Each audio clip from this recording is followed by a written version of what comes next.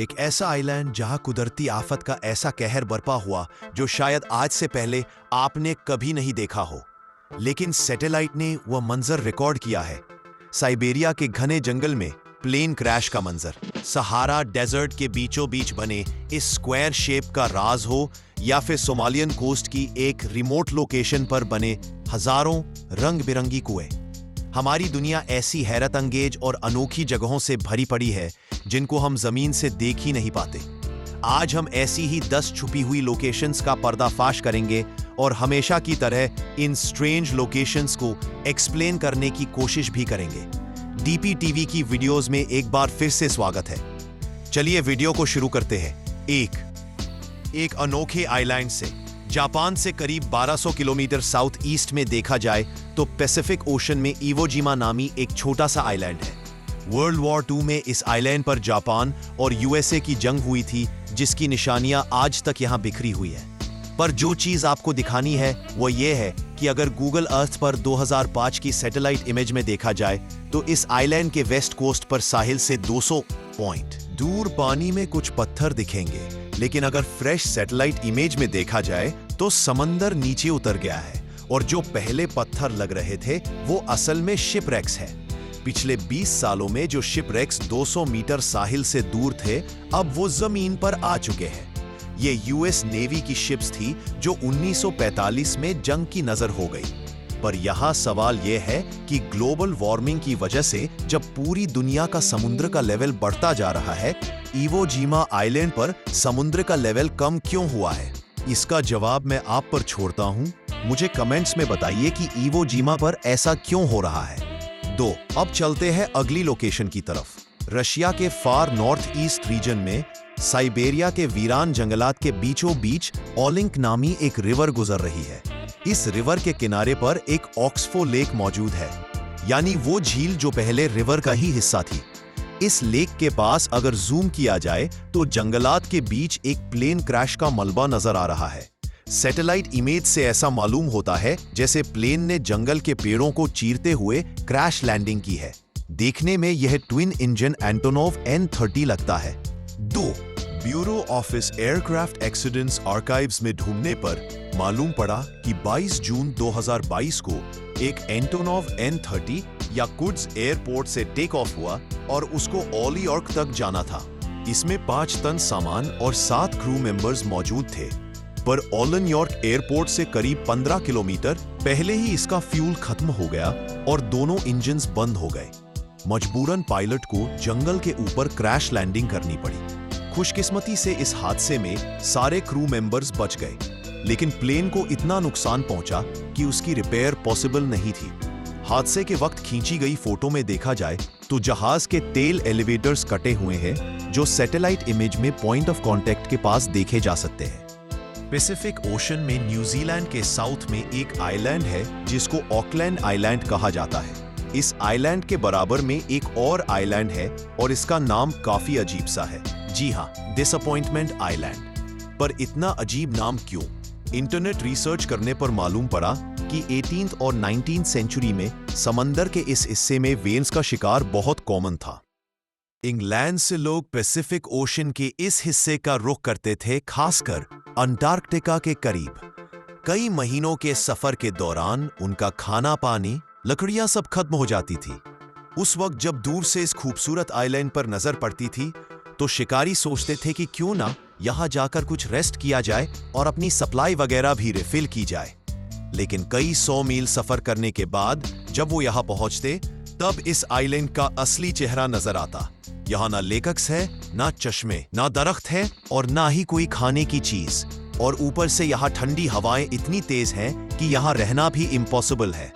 इसी वजह से जो भी यहां आता मायूस होकर लौटता था। तब से लेकर इस आइलैंड का नाम ही डिसअपॉइंटमेंट आइलैंड पड़ गया। अब चलते हैं चाइना की तरफ। चाइना के नॉर्थ वेस्ट इलाके में शिनजियांग वीगर नामी ऑटोनॉमस रीजन मौजूद है। दूर दूर तक सिर्फ रेगिस्तान और बंजर जमीन। गूगल अर्थ पे छानबीन के दौरान यहां एक बहुत बड़ी फैसिलिटी बनी हुई पाई गई। पर यहां हैरानी की बात इस फैसिलिटी का, बल्कि हैरानी की बात तो यहां पड़े 2 फुटबॉल फील्ड जितने बड़े पत्थर की है। करीब 100 मीटर जितने बड़े पहली नजर में दिखने वाले यह पत्थर यूं महसूस होता है अपना साया नीचे की तरफ बना रहे हैं। पर सच्चाई का पता तब होता है जब हम इस फैसिलिटी के दूसरे शैडोज को देखें तो वो बिल्कुल ऑपोजिट डायरेक्शन में बन रहे हैं। तो आखिर में यह बात सामने आई कि असल में यह एक ऑप्टिकल इल्यूजन है। यह इतने बड़े पत्थर नहीं बल्कि फुटबॉल फील्ड जितने बड़े 2 जॉइंट सिंक होल्स हैं हिस्टोरिकल सैटेलाइट इमेजेस में। देखने पर मालूम पड़ा कि यह सिंक होल्स हाल ही में बनाए गए हैं, पर इसका रीजन क्या है यह अभी तक मालूम नहीं पड़ा। 5 कुदरत की ताकत का लाइव देखने के लिए स्पेन के ला पाल्मा आइलैंड से कुछ इस तरह हो गई।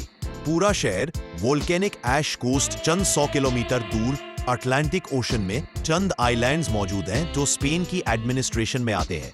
यहाँ के ला पाल्मा आइलैंड में करीब 1 लाख लोग बसते हैं। 17 अगस्त 2021 की सैटेलाइट इमेज में देखा जाए तो यहाँ सब कुछ नॉर्मल था, लेकिन सिर्फ 2 दिनों के बाद 19 दिन अगस्त 2021 को करीबी वोल्केनो फटा और कुछ इस तरह हो गई।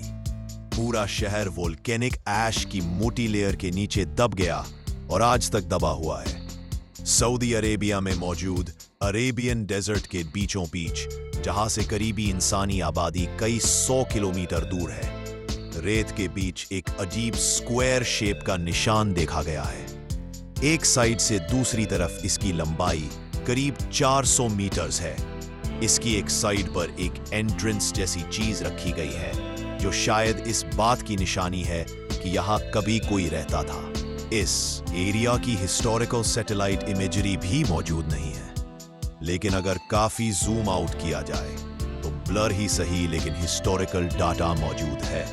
सेम उसी जगह 2007 में यहां इसी स्क्वायर के अंदर कुछ स्ट्रक्चर्स या बड़े बड़े कैंप्स बने हुए देखे जा सकते हैं, लेकिन इससे सिर्फ 1 साल पहले यहां किसी किस्म के कोई निशान मौजूद नहीं थे। यानी ये जो कुछ भी है 2007 में ही बनाया गया था। पर सवाल पैदा होता है कि इतनी वीरान जगह पर यह क्या चीज है और किसने बनाई। गाड़ियों के निशान देखकर अंदाजा लगाया जा सकता है कि ये काम ऑयल एक्सप्लोरेशन टीम का हो सकता है। रेगिस्तान में ऑयल ढूंढने के लिए ये टीम्स जहां भी कैंप्स लगाती हैं, अपने आसपास खुदाई कर देती हैं ताकि जहरीले जानवर और कीड़े अंदर न घुस सकें। इसी लोकेशन से थोड़ा ही आगे ऐसा ही एक और स्क्वायर निशान भी है और यहां पर भी 2007 में ही कुछ एक्टिविटी होती दिख रही है। 6 अब चलते हैं अमेरिका में मौजूद लेक ओरोविल की तरफ। 2021 में कैलिफोर्निया में शदीद खुशहाली पैदा हो गई, जिसकी वजह से लेक ओरोविल बिल्कुल सूख गई और उसमें डूबी हुई चीजें जाहिर होना शुरू हो गईं। ठीक इस स्पॉट पर लेक का पानी 65 फीट गहरा है, पर लेक सूखने के बाद 30 मई 2021 के इमेज में देखा जाए तो यहां एक क्रैश एसयूवी गाड़ी नजर आएगी। इस लोकेशन के बराबर से ओरोविल हाईवे गुजरता है जो एक पहाड़ी रास्ता है, और जिस जगह ये एसयूवी जीप पड़ी है वहां एक शार्प टर्न भी मौजूद है। तो चांसेस हैं कि शायद ये गाड़ी कभी एक्सीडेंट का शिकार हुई थी और फिर उसका मलबा लेक की गहराई में जम गया, जो लेक सूखने के बाद 2021 में जाकर पता चला। 7 सोमालिया के साहिल समंदर पर ये एरिया देखे जहां हजारों छोटे छोटे गोल निशानात मौजूद है। 10 मीटर्स है और उसके अंदर रंग बिरंगी पानी भी मौजूद है। इंटरनेट रिसर्च करने पर मालूम पड़ा कि यह कोई नेचुरल फिनोमिनन नहीं है, बल्कि यहाँ के लोकल्स ने यह कुएं खुद खोदे हैं, और ऐसा करने के 2 रीजंस हैं। एक तो जमीन के अंदर ग्राउंड वाटर को यहीं पर रोकना ताकि वो आगे की जमीन को समंदर के नमकीन पानी से खराब ना करे, और दूसरा ये लोग इन वेल्स में से नमक निकालकर उसे सेल करते हैं।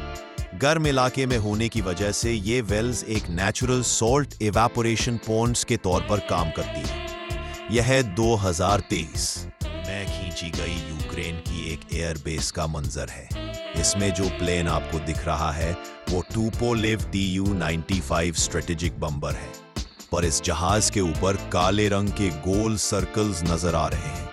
जबकि इसी लोकेशन की 1 साल पुरानी सैटेलाइट फोटो को देखा जाए तो इस जहाज पर यह ब्लैक निशान नहीं है। तो फिर आखिर यह क्या चीज है? असल में यह satellite image Russia Ukraine war के शुरुआती दिनों में कैप्चर किया गया था। जहाज के ऊपर ब्लैक सर्कल्स असल में गाड़ी के पुराने टायर्स हैं। इनको ऑप्टिकल कैमोफ्लेज करने के लिए जहाज के ऊपर रखा गया है। क्योंकि टायर्स रबड़ के होते हैं, तो अगर ड्रोन पर लगा automated object recognition system waves फेंकेगा, तो वो वेव्स टायर्स से टकराकर जहाज की डिजिटल शेप को बिगाड़ देती है, जिससे ड्रोन या मिसाइल्स को टारगेट आइडेंटिफाई करने में मुश्किल होती है। 8. गूगल अर्थ की स्ट्रेंज लोकेशंस की बात हो और सहारा डेजर्ट का नाम ना आए, यह कैसे मुमकिन है? सहारा डेजर्ट की इस रिमोट लोकेशन पर रेत के टीलों के बीच यह एक खूबसूरत जियोलॉजिकल फॉर्मेशन है, जिसको 2013 में कैप्चर किया गया था। बाद में ऐसा मालूम होता है कि यह एक एंशिएंट वोल्केनो है, जिसका क्रेटर या मैग्मा चेंबर अब जमीन पर एक्सपोज हो चुका है और पिछले कई 100 सालों से इसमें कोई वोल्केनिक एक्टिविटी नहीं हुई है। उम्मीद है डीपीपीवी की इस वीडियो को आप लोग भरपूर लाइक और शेयर करेंगे। आपके प्यार भरे कमेंट्स का बेहद इंतजार रहेगा। शुक्रिया। मिलते हैं अगली शानदार वीडियो में, तब तक के लिए धन्यवाद।